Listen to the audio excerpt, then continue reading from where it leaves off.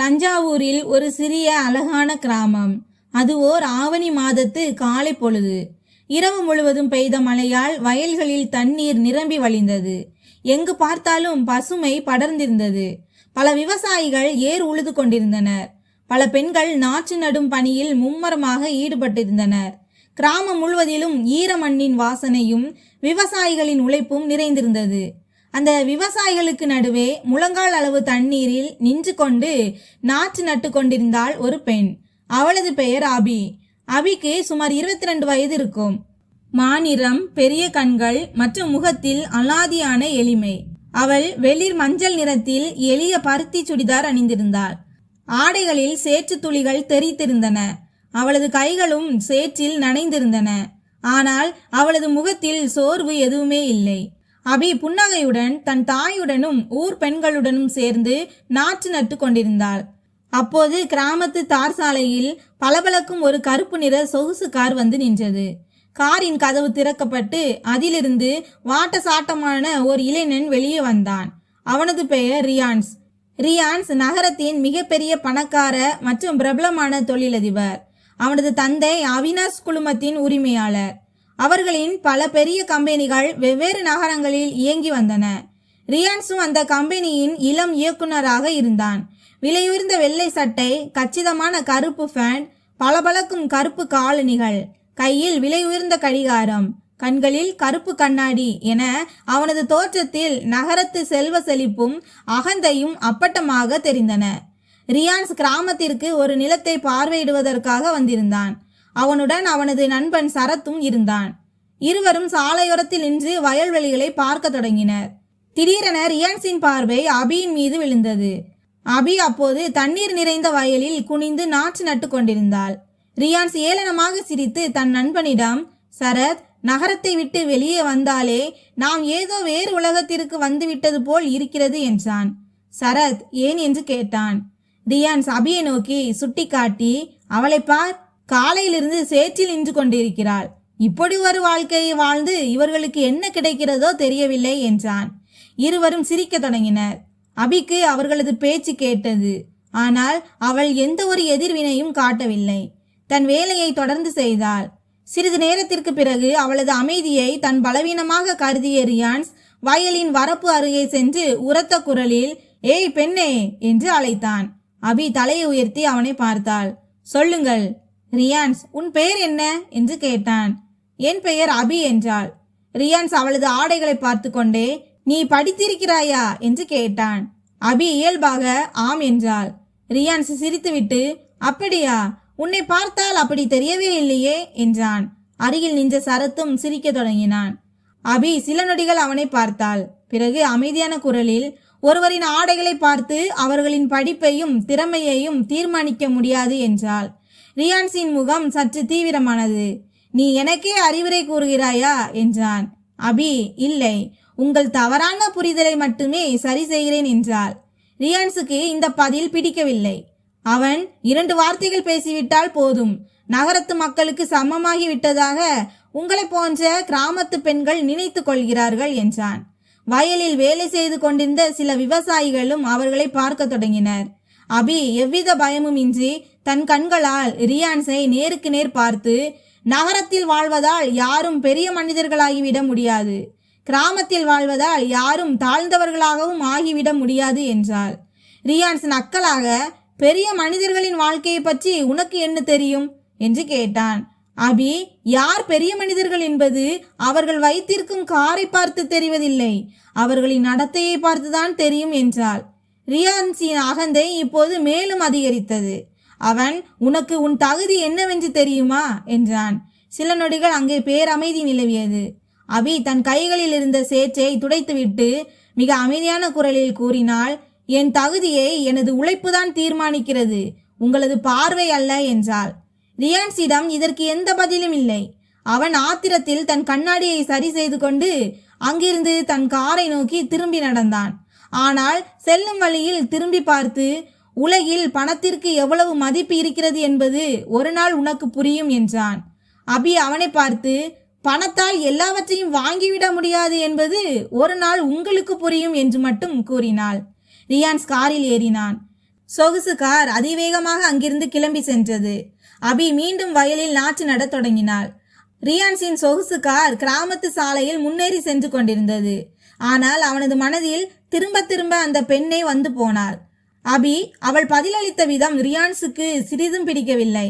அவனுக்கு முன்னால் அனைவரும் மிகவும் பவ்யமாக பேசிதான் அவனுக்கு பழக்கம். ஆனால் அபியோ எந்த பயமும் இல்லாமல் அவனது கண்களை நேராக பார்த்து பதிலடி கொடுத்திருந்தாள்.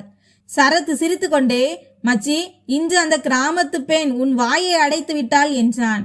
ரியான்ஸ் அவனை முறைத்து பார்த்து, கேலி செய்யாதே என்றான். இல்லை, உண்மையைத்தான் சொல்கிறேன்.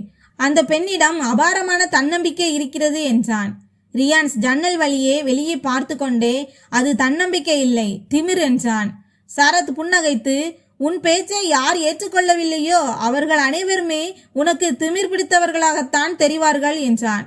ரியான்ஸ் எந்த பதிலும் சொல்லவில்லை. அங்கே வயலில் அபி இன்னும் நாற்று நட்டு கொண்டிருந்தாள்.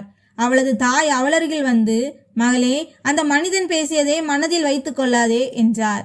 அபி புன்னகையுடன், அம்மா, அவன் பேசியதை நினைத்து நான் வருத்தப்படவில்லை. ஒரு மனிதன் வெறும் ஆடையையும் செய்யும் வேலையையும் வைத்து மற்றவர்களின் மதிப்பை எடை போடுகிறானே என்பதை நினைத்துதான் எனக்கு வருத்தமாக இருக்கிறது என்றாள்.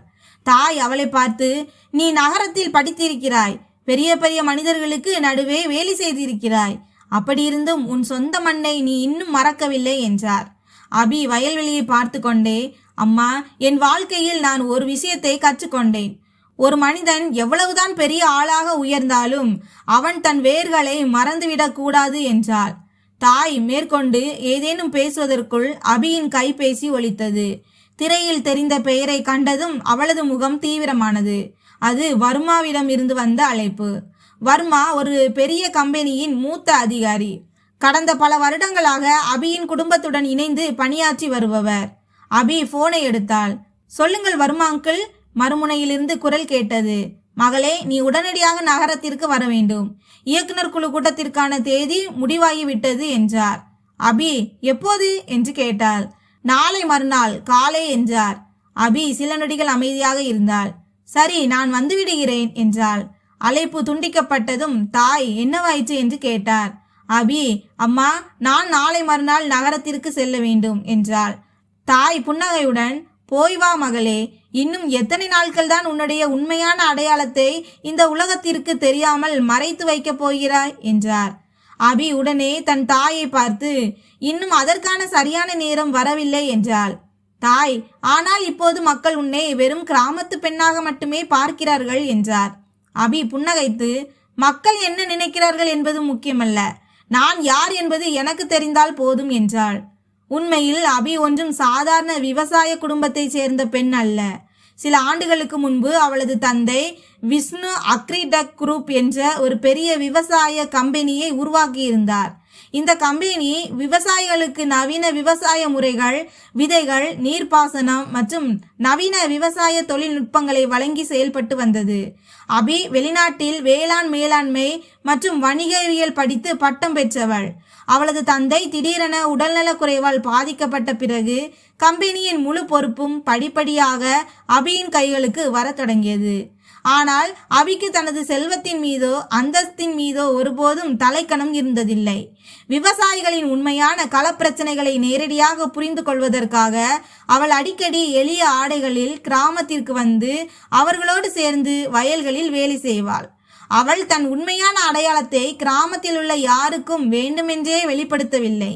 இன்று தன்னை ஏளனம் செய்த அதே ரியான்ஷின் குடும்பம் விரைவில் தனது கம்பெனியுடன் ஒரு மிகப்பெரிய வணிக ஒப்பந்தத்திற்காக வரப்போகிறது என்பது அவளுக்கு தெரியாது. மறுநாள் காலை ரியான்ஸ் தன் தந்தையை சந்திக்க நகரத்திற்கு வந்தான். அவனது தந்தை, ரியான்ஸ், நாளை மறுநாள் நமக்கு மிக முக்கியமான கூட்டம் ஒன்று இருக்கிறது என்றார். ரியான்ஸ் யாருடன் என்று கேட்டான்.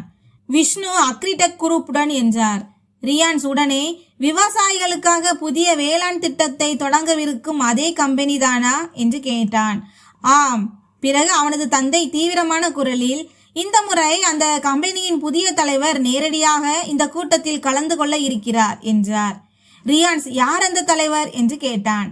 அவனது தந்தை மேஜை மீது இருந்த ஒரு கோப்பை அவனிடம் நீட்டினார். அபி விஷ்ணு. கோப்பில் இருந்த பெயரை கண்டதும் ரியான்ஷின் கைகள் அப்படியே உறைந்து போயின. அவனது முகத்தின் நிறமே மாறியது. என்ன? அவனது தந்தை வியப்புடன் என்னவாயிற்று என்று கேட்டார். ரியான்ஸ் எதுவும் பேசவில்லை. அவனது மனதில் வயல்வெளியின் அதே காட்சி நிழலாடத் தொடங்கியது. சேறு படிந்த ஆடைகள், கையில் நெல் நாற்றுகள், அதே பெண் அபி விஷ்ணு. தான் நாட்டுப்புறத்து பெண் என நினைத்து அவமானப்படுத்தியவள் தான் நினைத்தது போல் அத்தனை சாதாரணமானவள் இல்லை என்பதை இப்போது முதன்முறையாக ரியான்ஸ் உணர்ந்தான். ஆனால் அவனுக்கு இன்னும் முழு உண்மை தெரிந்திருக்கவில்லை. மறுநாள் காலை ரியான்ஸ் வீட்டில் வழக்கத்திற்கு மாறான பரபரப்பு நிலவியது. அவினாஷ் குழுமத்தின் அனைத்து மூத்த அதிகாரிகளும் முக்கியமான இயக்குனர் குழு கூட்டத்திற்கு தயாராகி கொண்டிருந்தனர். அந்த கூட்டம் நகரத்தின் மிகப்பெரிய வணிக விடுதியின் மாநாட்டு அரங்கில் நடைபெறவிருந்தது. ரியான்ஸ் விலையுயர்ந்த நேவி ப்ளூ நிற சூட் அணிந்து தன் தந்தையுடன் விடுதிக்கு சென்றான். அவனது முகத்தில் தன்னம்பிக்கை தெரிந்தாலும் மனதில் திரும்ப திரும்ப ஒரே கேள்விதான் ஓடிக்கொண்டிருந்தது. உண்மையிலேயே அதே அபி விஷ்ணுதான் கம்பெனியின் தலைவரா? அவன் தன் தந்தையிடம், அப்பா, நீங்கள் எப்போதாவது அபி விஷ்ணுவை பார்த்திருக்கிறீர்களா என்று கேட்டான். அவனது தந்தை, இல்லை, ஆனால் அவளது திறமையை பற்றி நிறைய கேள்விப்பட்டிருக்கிறேன். அவளது முடிவுகளால் தான் விஷ்ணு அக்ரிடெக் குரூப் கடந்த சில ஆண்டுகளில் அசுர வேகத்தில் வளர்ச்சியடைந்துள்ளது என்றார். ரியான்ஸ் மௌனமானான். முந்தைய நாள் காலையில் தான் பேசிய வார்த்தைகள் அவனுக்கு நினைவுக்கு வந்தன. உனக்கு உன் தகுதி என்னவென்று தெரியுமா? தன் சொந்த வார்த்தைகளை முதன்முறையாக அவனை குத்தி கிழித்தன. சிறிது நேரத்திற்கு பிறகு மாநாட்டு அரங்குக்கு வெளியே பல சொகுசு கார்கள் வந்து நின்றன. கம்பெனியின் அதிகாரிகள் அனைவரும் உடனடியாக எழுந்து நின்றனர். ஒரு வெள்ளை நிற காரின் கதவு திறக்கப்பட்டது. அனைவரது பார்வையும் அங்கே திரும்பியது.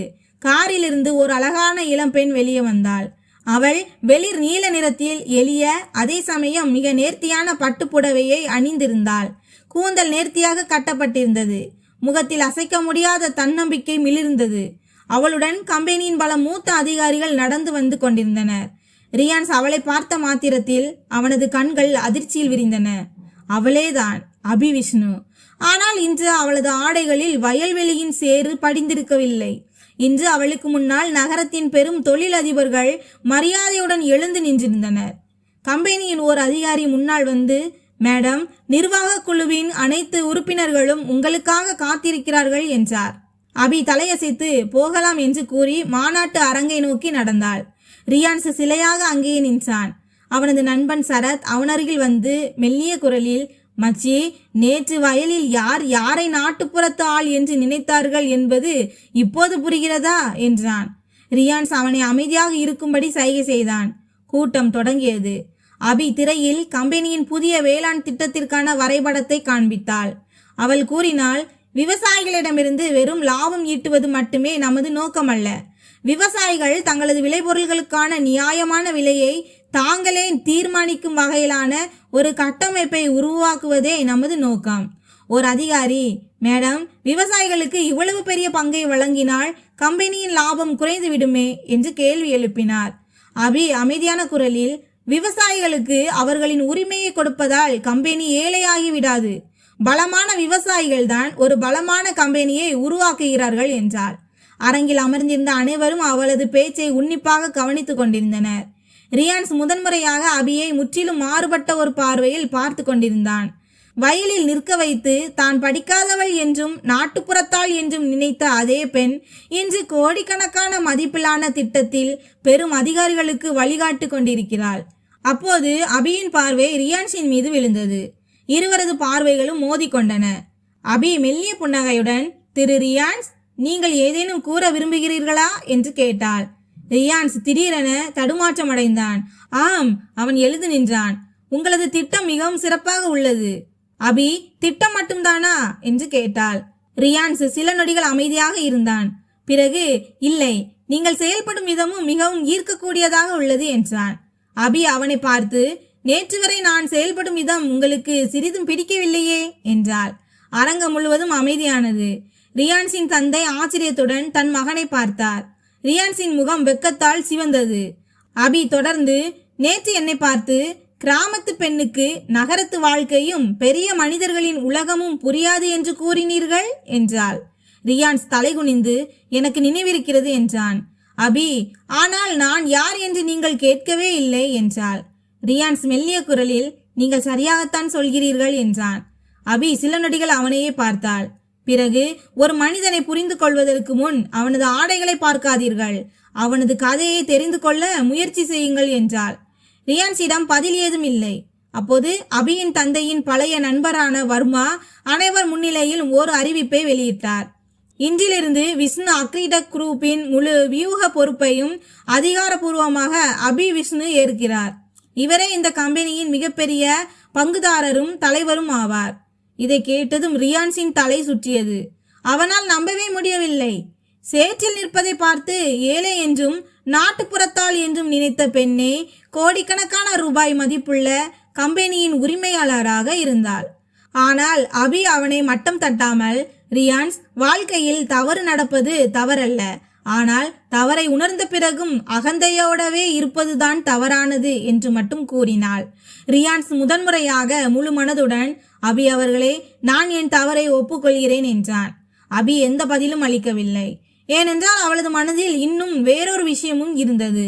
இயக்குனர் குழு கூட்டம் முடிந்ததும் அனைத்து அதிகாரிகளும் மெல்ல மாநாட்டு அரங்கை விட்டு வெளியேற தொடங்கினர். ஆனால் ரியான்ஸ் தன் இடத்திலேயே அமர்ந்திருந்தான். அவனது மனதில் இன்னமும் வயல்வெளியின் காட்சிகளே ஓடிக்கொண்டிருந்தன. அபி கூறிய ஒவ்வொரு வார்த்தையும் அவனுக்கு நினைவுக்கு வந்தது. ஒரு மனிதனை புரிந்து கொள்வதற்கு முன் அவனது ஆடைகளை பார்க்காதீர்கள், அவனது கதையை தெரிந்து கொள்ள முயற்சி செய்யுங்கள். செல்வ செழிப்பின் தலைகணத்தில் தன்னை விட மிகவும் புத்திசாலியான மற்றும் திறமையான ஒரு பெண்ணை அவமதித்து விட்டதை ரியான்ஸ் முதன்முறையாக உணர்ந்தான். அப்போது அபி அவனருகில் வந்தாள். ரியான்ஸ் அவர்களே. ரியான்ஸ் உடனே எழுந்து நின்றான். சொல்லுங்கள். அபி, நான் உங்களிடம் ஒரு முக்கியமான விஷயத்தை பேச வேண்டும் என்றாள். ரியான்ஸ் தீவிரமான முகத்துடன் என்ன விஷயம் என்று கேட்டான். அபி அவனை மாநாட்டு அரங்கின் ஒரு அமைதியான அறைக்கு வருமாறு சைகை செய்தாள். அறைக்குள் சென்றதும் அபி ஒரு பழைய கோப்பை மேஜையின் மீது வைத்தாள். ரியான்ஸ் அந்த கோப்பை பார்த்து இதில் என்ன இருக்கிறது என்று கேட்டான். அபி, உங்கள் தந்தைக்கும் என் தந்தைக்கும் இடையே சுமார் 15 ஆண்டுகளுக்கு முன்பு போடப்பட்ட ஒரு வணிக ஒப்பந்தம் என்றாள். ரியான்ஸ் திகைத்து போய், ஆனால் என் அப்பா உங்கள் குடும்பத்துடன் எந்த பழைய தொடர்பும் இருந்ததில்லை என்று தானே சொல்வார் என்றான். அபி கோப்பை திறந்து கொண்டே, தொடர்பு இருந்தது, மிக ஆழமான தொடர்பு இருந்தது என்றாள். அந்த கோப்பில் சில பழைய ஆவணங்கள், நிலப்பத்திரங்கள் மற்றும் கம்பெனி ஒப்பந்தங்கள் இருந்தன. அபி கூறினாள், என் தந்தை விவசாயிகளுக்காக ஒரு பெரிய வேளாண் திட்டத்தை தொடங்கியிருந்தார். அந்த நேரத்தில் அவருக்கு பொருளாதார உதவி தேவைப்பட்டது. அப்போது உங்கள் தந்தையின் கம்பெனி அவருடன் கூட்டாண்மை வைத்துக் கொண்டது. ரியான்ஸ் கூர்ந்து ஆவணங்களை பார்க்க தொடங்கினான். பிறகு என்னவானது? அபி மெல்லிய குரலில், சில ஆண்டுகளுக்கு பிறகு அந்த திட்டத்திற்காக வரவேண்டிய நிதியில் ஒரு பகுதி தவறான கணக்குகளுக்கு மாற்றப்பட்டு வருவதை என் தந்தை கண்டுபிடித்தார் என்றாள். ரியான்ஸின் முகத்தில் அதிர்ச்சி தெரிந்தது. என் தந்தை இதில் தொடர்பு பட்டிருந்தார் என்று நீங்கள் நினைக்கிறீர்களா? அபி உடனே, நான் எந்த ஆதாரமும் இல்லாமல் யாரையும் குற்றம் சாட்ட மாட்டேன் என்றாள். பிறகு அவள் மற்றொரு கோப்பை எடுத்தாள். ஆனால் இந்த ஆவணங்களில் சில பண பரிவர்த்தனைகள் உள்ளன. அவற்றை நாம் தீவிரமாக விசாரிக்க வேண்டும். ரியான்ஸ் ஆவணங்களை கூர்ந்து கவனித்தான். அவனது முகம் இறுகியது. அதே நேரத்தில் அவனது தந்தையிடமிருந்து தொலைபேசி அழைப்பு வந்தது. ரியான்ஸ் போனை எடுத்தான். சொல்லுங்கள் அப்பா. மறுமுனையிலிருந்து அவனது தந்தையின் குரல் கேட்டது. நீ இப்போது எங்கே இருக்கிறாய்? கூட்டம் முடிந்துவிட்டது. நான் அபி அவர்களுடன் இருக்கிறேன். சில நொடிகள் மறுமுனையில் அமைதி நிலவியது. பிறகு தந்தை, ரியான்ஸ் உடனே வீட்டிற்கு வா. இந்த விஷயத்தை பற்றி மேற்கொண்டு எதுவும் பேசாதே என்றார். ரியான்ஸுக்கு அவரது குரலில் ஒரு பதட்டம் தெரிந்தது. அழைப்பு துண்டிக்கப்பட்டது. ரியான்ஸ் அபியை பார்த்தான். கேட்டீர்களா? அபி தலையசைத்தாள். ஆம், இது வெறும் பழைய தொழில் விவகாரம் மட்டுமல்ல என்பதை அபியும் உணரத் தொடங்கினாள். மறுநாள் இருவரும் பழைய ஆவணங்களை ஆராய தொடங்கினர். அபி தன் தந்தையின் பழைய அலுவலகத்திலிருந்து சில ஆவணங்களை வரவழைத்தாள். ரியான்ஸ் தன் தந்தையின் கம்பெனி பதிவேடுகளை ஆராய தொடங்கினான். சில மணி நேர தீவிர ஆய்வுக்கு பிறகு அவர்கள் இருவரையும் வியப்பில் ஆழ்த்திய ஒரு காகிதம் கிடைத்தது. அதில் ஒரு பழைய திட்டத்தின் நில விவரங்கள் குறிப்பிடப்பட்டிருந்தன. அபி அந்த காகிதத்தை கூர்ந்து நோக்கினாள். இந்த நிலம்? ரியான்ஸ் என்னவாயிற்று என்று கேட்டான். அபி, என் தந்தை தன் முதல் வேளாண் மையத்தை அமைத்த அதே நிலம்தான் இது என்றாள். பிறகு கீழே எழுதப்பட்டிருந்த பெயரை கவனித்தாள். அவளது கண்கள் அதிர்ச்சியில் விரிந்தன. இது எப்படி சாத்தியம்? ரியான்ஸ் என்ன விஷயம் என்று கேட்டான். அபி அந்த காகிதத்தை அவனிடம் நீட்டினாள். அதில் 3வது ஒரு தொழிலதிபரின் பெயர் இருந்தது, ராகவ். அபி கூறினாள், என் தந்தை தன் நாட்குறிப்பில் இந்த மனிதனின் பெயரை குறிப்பிட்டிருந்தார். இந்த நபர்தான் இரு குடும்பங்களுக்கும் இடையே தவறான புரிதல்களை உருவாக்கினார் என்று எழுதியிருந்தார். ரியான்ஸ் உடனே யார் இந்த ராகவ் என்று கேட்டான். அபி கடந்த பல ஆண்டுகளாக நமது கம்பெனியின் நிலத்தை வாங்க துடித்து கொண்டிருக்கும் அதே நகரத்து தொழிலதிபர் என்றாள். யாரோ ஒருவர் தங்களை ஒருவருக்கொருவர் எதிராக தூண்டிவிட்டு பயன்படுத்த பார்க்கிறார்கள் என்பது இருவருக்கும் புரிய தொடங்கியது. அதே மாலை வேளையில் அபியும் ரியான்ஸும் இணைந்து இந்த பழைய மர்மத்தின் உண்மை பின்னணியை வெளிக்கொண்டு வர முடிவு செய்தனர். ரியான்ஸ் அபியிடம், அபி, உன்னை முதலில் பார்த்தபோது நான் தவறாக எடை போட்டு விட்டேன். ஆனால் இப்போது நான் உன்னுடன் துணை நிற்கிறேன். அபி அவனை பார்த்து, துணை நிற்பது எளிது ரியான்ஸ், ஆனால் உண்மை வெளிவந்த பிறகும் தொடர்ந்து உடனிருப்பதுதான் கடினம் என்றாள். ரியான்ஸ் உறுதியான குரலில், இந்த முறை நான் பின்வாங்க மாட்டேன் என்றான். அபி முதன்முறையாக ஒரு மெல்லிய புன்னகையை சிந்தினாள். ஆனால் அதே நேரத்தில் வெளியே நின்று கொண்டிருந்த ஒருவன் அவர்களின் அரை பேச்சை ஒட்டு கேட்டுக் கொண்டிருந்தான். அவன் மெதுவாக தன் தொலைபேசியை எடுத்து யாருக்கோ அழைத்தான். சார், ரியான்ஸ் மற்றும் அபி இருவருக்கும் எல்லாமே தெரிந்துவிட்டது. மறுமுனையில் இருந்து குரல் கேட்டது. அப்படியானால் அவர்களை இப்போது தடுத்து நிறுத்த வேண்டும். அபியும் ரியான்ஸும் பழைய ஆவணங்களை ஆராய்ந்து கொண்டிருக்கிறார்கள் என்பதை அறிந்ததும் ராகவின் முகத்தில் பதற்றம் அப்பட்டமாக தெரிந்தது. அவன் கடந்த பல ஆண்டுகளாக இரு குடும்பங்களுக்கும் இடையே இருந்த மனக்கசப்பை பயன்படுத்தி காரியம் சாதித்து வந்தான். விஷ்ணு அக்ரிடெக் குரூப்பும் அவினாஷ் குரூப்பும் தங்களுக்குள் மோதிக்கொள்ள வேண்டும். தான் விவசாயிகளின் நிலங்களை அடிமாட்டு விலைக்கு வாங்கி கோடிக்கணக்கில் லாபம் பார்க்க வேண்டும் என்பதே அவனது திட்டமாக இருந்தது. ஆனால் இப்போது அபியும் ரியான்ஸும் அவனது குறுக்கே நின்றனர். மறுநாள் காலை அபியின் அலுவலகத்தில் அடையாளம் தெரியாத ஒரு நபர் ஒரு கவரை வைத்துவிட்டு சென்றான். அபி அந்த கவரை திறந்து பார்த்தபோது அதில் சில பழைய ஆவணங்களும் ஒரு பென்டிரைவும் இருந்தன. அவள் உடனே ரியான்ஸை அழைத்தாள். இருவரும் பென்டிரைவை கணினியில் இணைத்தனர். அதில் 15 ஆண்டுகளுக்கு முந்தைய சில காணொளிகளும் ஆவணங்களும் இருந்தன. காணொளியில் ராகவின் ஆள் ஒருவன் ரியான்ஸின் தந்தையின் பழைய ஊழியரிடம் பேசிக் கொண்டிருந்தான். விவசாயிகளின் திட்டத்திற்கான பணம் போலி கம்பெனிகளின் கணக்குகளுக்கு மடைமாற்றம் செய்யப்பட்டிருப்பது அந்த உரையாடலின் மூலம் தெளிவாக தெரிந்தது. அபி வியப்புடன், அப்படியானால் என் அப்பா சொன்னது சரிதான், அவர் ஏமாற்றப்பட்டிருக்கிறார் என்றாள். ரியான்ஸ் காணொளியை நிறுத்திவிட்டு, என் தந்தைக்கும் ஒருவேளை முழு உண்மையும் தெரியாமல் இருந்திருக்கலாம் என்றான். அப்போது அவனுக்கு தன் தந்தை கூறிய ஒரு விஷயம் நினைவுக்கு வந்தது. சில நேரங்களில் தொழிலில் ஏற்படும் மிகப்பெரிய இழப்பு பணம் அல்ல, தவறான மனிதர்களை நம்புவதுதான்.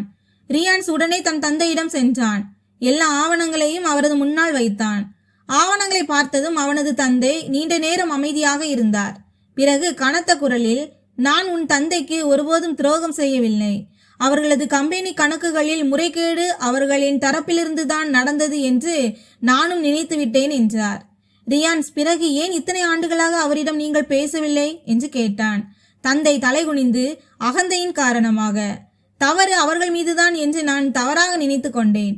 ஆனால் இப்போதுதான் புரிகிறது, இரு குடும்பங்களையும் மோதவிட்டது மூன்றாவதாக ஒரு மனிதன் என்று. அதே மாலை வேளையில் அபியின் தந்தையின் பழைய நாட்குறிப்பும் கிடைத்தது. அதன் கடைசி பக்கத்தில், எப்போதாவது என் மகளுக்கு உண்மை தெரிய வந்தால் அவள் வெறுப்பை காட்டுவதற்கு பதிலாக உண்மையின் பக்கமே நிற்க வேண்டும் என்று எழுதப்பட்டிருந்தது. ஏனென்றால் பொய்யால் பழிவாங்க முடியும், ஆனால் உண்மையால் மட்டுமே உறவுகளை காப்பாற்ற முடியும். அபியின் கண்கள் கலங்கின. ரியான்ஸ், உன் தந்தை ஒரு மிகச்சிறந்த உன்னத மனிதர் என்றான். அபி மெல்லிய குரலில், ஒரு மனிதனிடம் எவ்வளவு பணம் இருக்கிறது என்பதில் அவனது உண்மையான அடையாளம் இல்லை என்பதை தான் அவர் எனக்கு கற்றுக் கொடுத்தார் என்றாள். ரியான்ஸ் சில நொடிகள் அமைதியாக இருந்தான். பிறகு அவன் அபியின் முன்னால் கை கூப்பினான். அபி, நானும் உன்னிடம் மன்னிப்பு கேட்க வேண்டும். அபி அவனை பார்த்து, எதற்காக என்று கேட்டாள். ரியான்ஸ், அன்று வயலில் உன் ஆடைகளையும் வேலையையும் பார்த்து நான் கேலி செய்தேன். உன்னை ஏழை என்று நினைத்து அவமானப்படுத்தினேன். ஆனால் உண்மையான வறுமை என்பது பணத்தில் இல்லை, நமது எண்ணத்தில்தான் இருக்கிறது என்பதை இன்றுதான் நான் புரிந்து கொண்டேன் என்றான். அபியின் கண்களில் ஒரு மெல்லிய புன்னகை அரும்பியது. உங்கள் தவறை நீங்கள் உணர்ந்துவிட்டாலே போதும், மன்னிப்பெல்லாம் கேட்க தேவையில்லை என்றாள். ரியான்ஸ், இல்லை அபி, மன்னிப்பு கேட்பது அவசியம். ஏனென்றால் அன்று நீதான் எனக்கு எனது உண்மையான முகத்தை காட்டினாய் என்றான். சில நாட்களுக்கு பிறகு இரு குடும்பத்தினரும் இணைந்து ராகவிற்கு எதிராக சட்டப்படி நடவடிக்கை எடுத்தனர். பழைய ஆவணங்களும் காணொளி ஆதாரங்களும் அதிகாரிகளிடம் ஒப்படைக்கப்பட்டன. ராகவின் முழு சதியும் வெளிவந்தது. விவசாயிகளின் நிலங்கள் காப்பாற்றப்பட்டன. இரு கம்பெனிகளும் இணைந்து அந்த கிராமத்தில் ஒரு புதிய வேளாண் திட்டத்தை தொடங்கின. இந்த முறை ரியான்ஸ் நேரில் தஞ்சாவூருக்கு வந்தான்.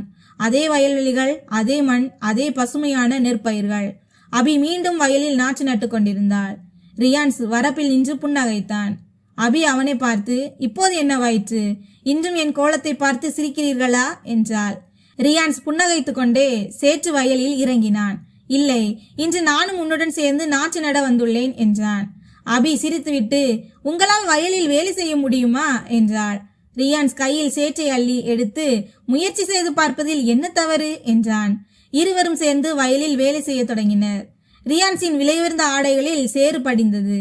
ஆனால் இந்த முறை அவனுக்கு எந்த வெட்கமும் இல்லை.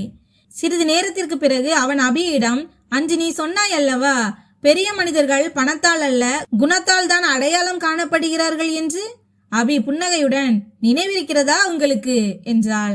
இனி எப்போதும் நினைவிருக்கும் என்றான். ரியான்ஸ் அவளை பார்த்து, ஒருவேளை இதனால் தானோ என்னவோ நான் உன்னை வெறும் ஒரு திறமையான தொழிலதிபராக மட்டுமல்லாமல் ஒரு மிகச்சிறந்த மனிதராகவும் மதிக்க தொடங்கிவிட்டேன் என்றான். அபி அவனை பார்த்தாள். ஆனால் எதுவும் பேசவில்லை. வயலின் மீது மெல்லிய தூறல் மழை விழத் தொடங்கியது. இருவரும் புன்னகைத்தபடியே நாற்று நடத் தொடங்கினர். நண்பர்களே, ரியான்ஸ் அபியை அவளது எளிய ஆடைகளாலும் வயலில் வேலை செய்வதை பார்த்தும் அவளை நாட்டுப்புறத்து பெண் என்றும் தவறாக நினைத்து விட்டான். ஆனால் உண்மையான பணக்காரத்தனம் என்பது பணத்தில் இல்லை, நல்ல எண்ணத்திலும் தூய்மையான மனதிலும் தான் இருக்கிறது என்பதை பின்னர் அவன் உணர்ந்தான். தன் சொந்த மண்ணோடு இணைந்திருப்பது பலவீனம் அல்ல, மாறாக பெருமைக்குரிய விஷயம் என்பதை அபி நிரூபித்து காட்டினாள். ஏனென்றால் தன் வேர்களை மறக்காத ஒருவரே வாழ்க்கையில் உண்மையாகவே மிக உயர்ந்த நிலையை அடைவார். இந்த கதை உங்களுக்கு பிடித்திருந்தால் வீடியோவை ஒரு லைக் செய்யுங்கள் மற்றும் நமது சேனலை சப்ஸ்கிரைப் செய்யுங்கள். நன்றி.